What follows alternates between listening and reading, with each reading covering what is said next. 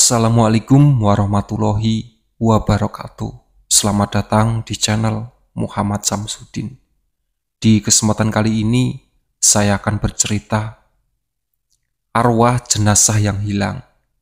Sebelum masuk ke ceritanya, jangan lupa subscribe dulu ke channel ini. Selamat mendengarkan. Nuning jelas membacakan semua isi pesan yang Arumi kirimi padanya. Kasmiati dan Maimunah kini berupaya menahan senyum saat Ari menjadi sasaran oleh Arumi akibat berani membicarakan masalah Arumi dengan Aryo kepada Nuning. Maaf Ri, aku tidak punya pilihan lain selain menyampaikan pesan yang Rumi tulis untuk kamu, ujar Nuning tanpa sedikit menyesal. Ari sendiri masih memasang wajah ngeri usai mendapat ancaman dari Arumi di dalam pesan yang dikirim ke ponsel milik Nuning. Ia jelas merasa takut akan benar-benar kena marah oleh Arumi karena ia tahu betapa galaknya wanita itu sejak dulu. Makanya nak, jangan ikut campur masalah masmu dengan Rumi. Biarkan saja, biarkan mereka yang urus sendiri masalahnya. Toh mereka sudah sama-sama dewasa, ujar Kasmiati seraya hendak meminum teh hangat dari cangkirnya. Aku kan hanya ingin membantu Bu, aku tidak punya niatan lain kok, ujar Ari. Tapi caramu jelas salah Cah Bagus, membicarakan hal itu dengan Nuning yang sama-sama kamu juga menggosipkan Rumi di belakangnya. Dan Rumi benar bahwa dia tidak akan bisa berada di dekat pria yang suka bergosip, karena dirinya tidak mau selalu digosipkan, tambah Maimunah. Tapi masalahnya Rumi sekarang jadi memiliki dekat-dekat dengan Hendy, Bude Una. Bude tahu sendiri kalau Hendy itu sering berlebihan sikapnya, dan itu aneh. Makanya aku khawatir sama Rumi dan takut dia terkombinasi dengan kekuatan Hendy. Kalau soal itu, jelas hanya Rumi yang bisa menilai, Rumi yang berteman, Rumi yang mengamati sebagai teman, dan Rumi juga yang berhak memutuskan ingin lanjut berteman atau tidak dengan Hendy. Kalau menurutnya Hendy cukup baik dan bisa diajak berteman, ya jelas kita tidak akan bisa melarangnya. Setiap orang kan punya penilaian masing-masing, entah itu penilaian Rumi terhadap Aryo ataupun penilaian Rumi terhadap Hendy. Semua kembali lagi kepada diri Rumi sendiri, pada siapa dia lebih merasa nyaman, jelas Maimunah. Bude Unar benar nak, semua tergantung Rumi. Kalau Rumi lebih merasa nyaman ketika bersama Hendy daripada sama masmu, kita bisa apa? Ari tahu sekali kalau Aryo akan sangat kecewa jika pada akhirnya Arumi memilih bersama Hendy. Namun pada awalnya semua itu terjadi memang karena salah Aryo sendiri yang mengingkari janji pada Arumi. Ia kini juga jadi bingung harus melakukan apa untuk membuat hubungan Aryo dan Arumi kembali membaik. Nuning paham dengan apa yang Ari khawatirkan, namun ia juga tahu persis bahwa Arumi memang paling tidak suka dikecewakan dan juga tidak suka pada orang yang ingkar janji. Aryo sudah melakukan kedua-duanya, jadi tentu saja penilaian Arumi terhadap Aryo sudah berubah total. Aku paham kamu kecewa sama Mas Aryo karena dia telah ingkar janji padamu, tapi apakah dengan begitu kamu benar-benar akan langsung berpaling pada Hendy tanpa memberi Aryo kesempatan? Mas Aryo sudah lama suka sama kamu Rumi, tapi Mas Aryo tidak bisa mengungkapkan perasaannya secara langsung karena merasa malu sama kamu. Apa kamu tidak mau memikirkan dulu? Arumi kembali membuka pesan Nuning dikirimkan dan membacanya dengan cepat. Ia tersenyum saat membaca pesan itu, membuat Iksan tertarik dan berhenti menghitung pendapatan yang baru saja masuk. "Kenapa senyum-senyum sendiri, Cahayu? Siapa yang kirim pesan?" tanya Iksan. "Nuning ya. Dia bilang padaku kalau Mas Aryo sudah lama suka sama aku, tapi dia tidak berani mengungkapkan karena malu. Aku merasa itu sangat lucu," jawab Arumi. "Apanya yang lucu?" heran Iksan. "Itu lucu bagiku ya, katanya dia suka sama aku. Kok berani ingkar janji? Belum jadi siapa-siapa di dalam hidupku saja sudah berani ingkar janji. Bagaimana jika dia menjadi siapa-siapa di dalam hidupku? Wah, tidak bisa kubayangkan bagaimana rasanya aku terus diberi janji olehnya tapi tidak ditepati." Arumi pun mulai mengetik pesan balasan kepada Nuning. "Kenapa jadi bawa-bawa Hendy? Apa urusannya sama Hendy? Aku dan Hendy hanya berteman. Lalu kenapa mendadak banyak sekali orang yang meributkan soal kedekatan aku dengan Hendy? Kalaupun akhirnya ada hal yang lebih di antara aku dan Hendy pada suatu hari nanti, hal itu mungkin terjadi karena dia bisa memperlakukan aku dengan baik. Dia bicara keras saat menelepon, dia tidak ingkar janjinya sendiri, dan tidak menolak menjawab ketika aku mengajukan pertanyaan. Intinya, Mas Aryo tidak bisa melakukan apa yang Hendy lakukan bersama Kuning. Kamu harus paham bahwa ada hal di dunia ini yang tidak bisa dipaksakan. Jadi jangan bawa nama Hendy saat aku memutuskan ingin dekat dengan siapa. Lagi pula, perasaanku pada Mas Aryo benar-benar tidak pernah ada yang lebih. Aku hanya menganggapnya seorang kakak, Ning. Dia sudah seperti masku sendiri, sehingga sejak dulu aku selalu berlindung padanya. Sementara Hendy, dia berbeda bagiku sejak dulu, dan kamu tidak akan paham." Pukul 3 sore, Hendy telah menunggu di ujung jalan Sadewa, tepat di samping pasar Gerobokan. Ia tidak membawa motornya karena akan berjalan kaki bersama Arumi. Arumi membawa sepeda, jadi tidak mungkin dirinya akan mengendarai motor untuk menyamai langkah dengan wanita itu. Maka dari itulah ia memilih berjalan kaki dari rumahnya untuk bisa sampai ke ujung jalan Sadewa kali itu. 15 menit kemudian Arumi pun datang. Wanita itu langsung turun dari sepeda dan berniat untuk menuntunnya. Sambil berjalan bersama Hendy, Hendy mendekat pada Arumi dan mengambil alih sepeda itu agar dirinya saja yang menuntun sepeda tersebut. "Memangnya kamu nggak repot gitu, Hen?" tanya Arumi agak tidak enak hati. "Rumi, ini hanya sepeda yang aku tuntun, bukan sapi. Kamu tenang saja, aku nggak akan merasa repot sama sekali," jawab Hendy seraya tersenyum. Arumi pun tersenyum usai mendengar jawaban itu. Mereka pun kini berjalan bersama menyusuri jalan Sadewa. "Hari ini akan aku tunjukkan sama kamu hal yang tidak masuk akal lainnya dari kasus hilangnya jenazah-jenazah orang yang meninggal di desa ini sejak 4 tahun lalu," ujar Hendy. "Tidak masuk akalnya sampai di level berapa ya kira-kira, Hen?" Arumi ingin tahu. "Kalau diukur pakai level, yang akan diberitahu padamu ini adalah tidak masuk akal level 6. Oh, berarti masih bisa sedikit dipikirkan meski tidak masuk akal ya?" "Iya, masih bisa dipikirkan dan bahkan masih bisa dikaitkan dengan masalah yang kita bicarakan kemarin." "Maksudmu?" "Masalah tentang waktu kematian yang sama antara jenazah satu dengan jenazah lainnya." Hendy mengingatkan Arumi mengenai detail di dalam masalah tersebut. Mobil milik Iksan yang akan pulang ke rumah pun melintas di jalan Sadewa. Iksan bisa melihat dengan jelas kalau saat ini Arumi bersama Hendy tengah jalan berdua dan Hendy menuntun sepeda milik Arumi.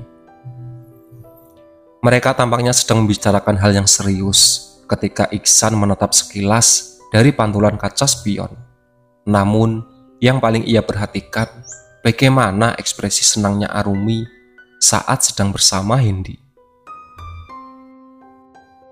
"Nah, berhenti di sini," ujar Hendy, tepat di pinggir jalan yang dibagikan. Sisi kiri ada jalan masuk seperti gang. Arumi menatap ke arah gang tersebut karena Hendy pun sedang menatapnya. "Kamu ingat saat dirimu mengejar arwahnya Ninis sampai di kebun kosong milik Mbak Sarjo?" tanya Hendy. "Iya, masih ingat, Hen. Memangnya kenapa?" Arumi berbalik tanya. "Saat kamu mengejar arwah Ninis, arwahnya berhenti hanya sampai sebatas di tengah kebun kosong itu saja kan?" "Iya, seperti yang aku sudah ceritakan sama kamu." "Nah, di tempat ini pun sama, Rumi. Di sini, di tempat kita berdiri, adalah tempatnya munculnya arwah Pak Joko. Dia akan berjalan ke dalam gang itu sampai ke beberapa meter. Nanti dia akan menghilang tepat di tengah-tengah gang itu. Jelas, Hendy? Ayo, kita jalan lagi." Arumi mencatat di mana lokasi yang pertama yang Hendy sebutkan. Mereka berdua kemudian berjalan lagi dan beberapa kali berhenti seperti tadi mereka lakukan. Hendy menjelaskan satu persatu dan menyebutkan arwah siapa saja yang muncul tempat-tempat yang mereka datangi. Dan menurut Hendy, meski arwah-arwah itu muncul di tempat-tempat yang mereka datangi, tidak jarang pula arwah-arwah itu akan mendatangi rumah-rumah warga seperti yang dialami oleh Arumi selama beberapa hari ke belakang. Nah, tempat ini yang terakhir, ini adalah munculnya arwah Mas Seno. Dia akan muncul di sini, lalu berjalan naik ke tangga samping rumah itu, lalu menghilang sebelum sampai di puncak tangganya. Dan satu-satunya arwah yang muncul sendiri, bukan di tempat lain seperti arwah lainnya. Kamu sudah catat semuanya? Tanya Hendy. Iya, Hen, aku sudah catat semuanya. Kita istirahat dulu ya, kakiku agak capek, pinta Arumi. Iya boleh, ayo istirahat sambil minum es kelapa di warung dekat situ, ajak Hendy. Arumi pun setuju. Ia kembali mengikuti langkah Hendy dan akhirnya duduk pada sebuah kursi di penjual es kelapa yang mereka datangi. "Pak, es kelapanya 2 ya," pesan Hendy. Hendy pun kemudian duduk di tempat samping Arumi, namun pria itu mengambil jarak agar mereka tidak duduk terlalu dekat. Arumi memperhatikan hal itu dan mulai merasa tertarik untuk bertanya-tanya. "Hen, kenapa kamu mau menjawab semua pertanyaanku soal kejadian aneh yang terjadi di desa kita?" tanya Arumi. "Karena aku nggak mau akhirnya kamu mencari-cari jawaban sendiri, Rumi. Aku tahu persis kalau rasa penasaran dalam dirimu itu sangat besar. Kalau kamu nggak mendapat jawaban dari aku, maka kamu akan menjawab cari jawaban orang lain atau kamu akan mencari-cari sendiri sampai ketemu. Aku nggak mau kamu tersesat, entah itu tersesat soal cerita yang berkembang di tengah masyarakat desa kita, ataupun tersesat soal pencarian kebenaran di balik semua tragedi aneh ini. Jawab Hendy apa adanya." Arumi pun kini menundukkan kepala selama beberapa saat sebelum akhirnya kembali menatap ke arah Hendy. Pesanan es kelapa mereka datang, lalu mereka pun mulai menikmati perlahan. "Boleh aku jujur sama kamu, Hen?" tanya Arumi lagi. "Boleh, silakan saja. Aku akan mendengarkan apapun yang kamu katakan dengan jujur," Hendy mengizinkan. "Jujur, Hen, kamu bukan orang pertama yang aku tanya soal kejadian aneh di desa kita," ungkap Arumi. "Oh ya? Siapa yang pertama kamu tanya sebelum aku?"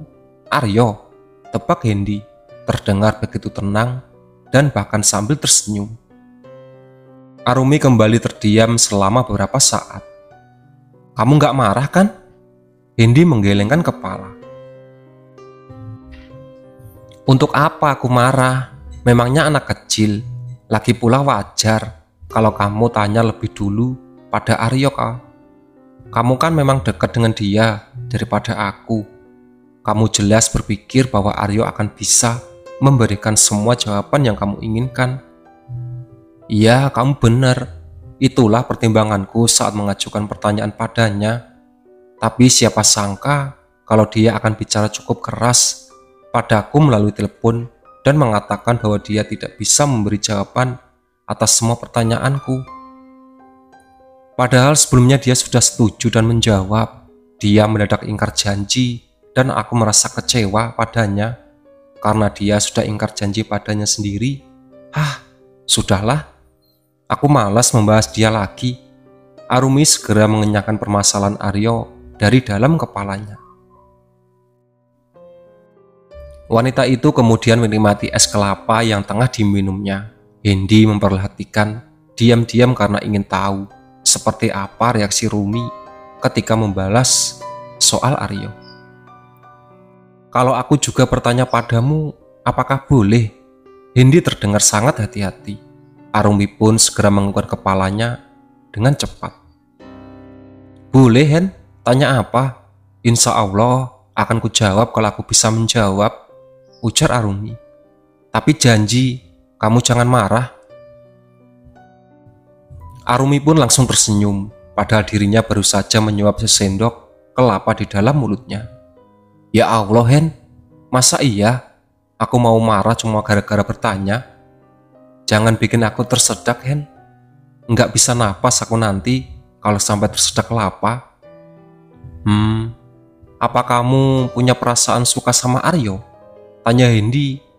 The point karena tak ingin Arumi tersedak kelapa. Arumi pun menatap ke arah Hendy dan bisa melihat bahkan pria itu sangat ingin pertanyaannya dijawab. Enggak, aku nggak pernah punya perasaan suka Mas Aryo. Bahkan di depan ayah dan ibuku pun aku mengatakan pada mereka bahwa Mas Aryo itu sudah kuanggap seperti kakakku sendiri. Jadi, aku rasa benar-benar mustahil kalau aku akan bisa menyukainya, jawab Arumi tanpa ada kebohongan sama sekali. Tapi, Aryo sepertinya suka sama kamu, Rumi. Dari dulu saat kuperhatikan, dia sering menatap kamu sangat lama secara diam-diam. Aku pikir kamu tahu soal itu, dan aku pikir kamu juga punya perasaan terhadap dia, ujar Hendy. Enggak sama sekali, Hen. Aku bahkan tahu soal dia yang menatap aku diam-diam dan sangat lama dari kamu barusan. Demi Allah, aku benar-benar tidak pernah berpikir kalau diriku bisa menyukai Mas Aryo. Sekarang gantian, aku yang akan bertanya lagi sama kamu. Perasaanmu sendiri gimana? Kamu suka sama orang seperti saat ini? Apa mungkin sudah punya pacar? Arumi membalik pertanyaan kepada Hendy. Hendy kini gantian tersedak saat mendengar pertanyaan dari Arumi.